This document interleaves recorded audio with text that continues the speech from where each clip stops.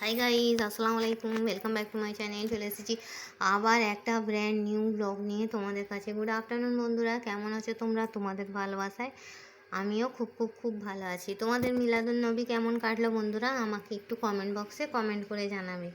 তোমরা বাড়িতে কী কী রান্না করলে, কী কী রান্না করে খেলে, বা কোথায় গেলে, কিভাবে সেলিব্রেট করলে আমাকে একটু জানাবে, ঠিক আছে বন্ধুরা? আমার তো কালকের দিনটা খুব ভালোই কেটেছে, সিম্পলভাবেই কেটেছে, কিন্তু খুব ভালো গেছে জানো। তো চলো বন্ধুরা, দেখিয়ে দিই আজকে কি রান্না করছি। আজকে অনেক কিছু রান্না করেছি, তোমাদের সঙ্গে শেয়ার করে দিই। তো চলো প্রথমেই স্টার্ট করি আমার ব্লগটা। প্রথমেই আছে গরম গরম সাদা ভাত,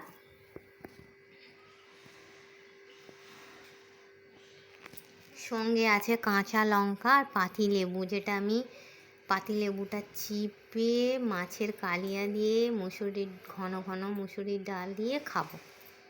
আর আছে ঘন ঘন মুসুরির ডাল, পেঁয়াজ টমেটো লঙ্কা দিয়ে ডাল। আছে কাতলা মাছের কালিয়া, দেখো।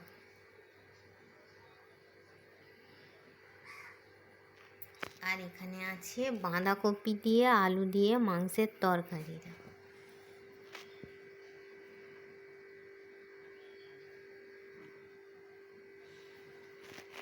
এখানে আছে মাংস ভাজা। আর সব থেকে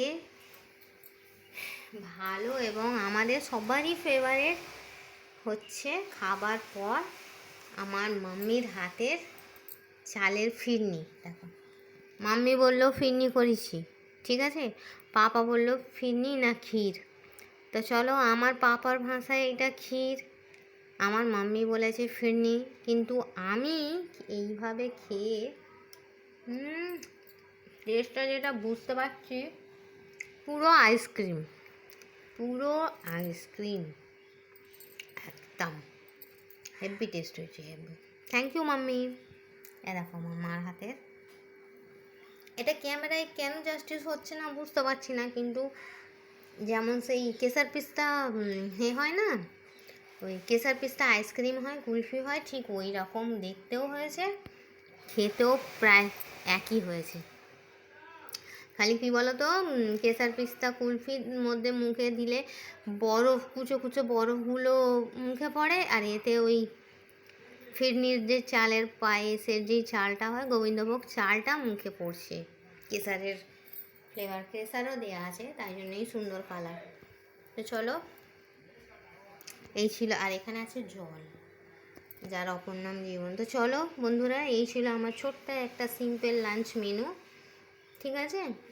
গরম গরম সাদা ভাত, কাঁচা লঙ্কা লেবু দিয়ে, আছে মুসুরির ডাল, কাতলা মাছের কালিয়া, মাংস দিয়ে বাঁধাকপি আলুর তরকারি, মাংস ভাজা, আর হচ্ছে খাওয়ার পর ফিরনি।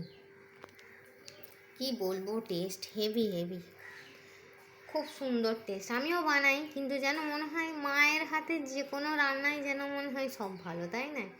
রান্না করি, কিন্তু তবু মনে হয় যেন মার মতো হয়নি। খুব খুব সুন্দর। দুঃখের বিষয় বন্ধুরা, তোমাদের খাওয়াতে পারছি না, খুব টেস্টি হয়েছে। তো চলো, তোমরা যদি খেতে চাও চলে আসবে আমার বাপের বাড়ি, ঠিক আছে, আমার মাম্মি করে খাইয়ে দেবে।